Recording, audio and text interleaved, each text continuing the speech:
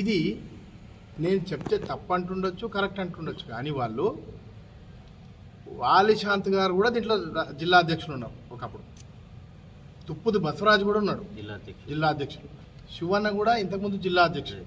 ఇంతకుముందు వీరేశం జిన్గుర్తి గారు కూడా జిల్లా అధ్యక్షుడు. ఇప్పుడు ఉదయశంకర్ గారు జిల్లా అధ్యక్షుడు. దీంతో పాటు ఈ కమిటీలు ఏం చేయడం అంటే ఎక్స్పెన్షన్ అయినాయి. మీరు అంతా పెట్టుకుంటున్నారు కానీ మరి మా పేరునే వాడుకుంటున్నారు. వీరశైవ లింగాయత అని ఒకటి అంటున్నారు.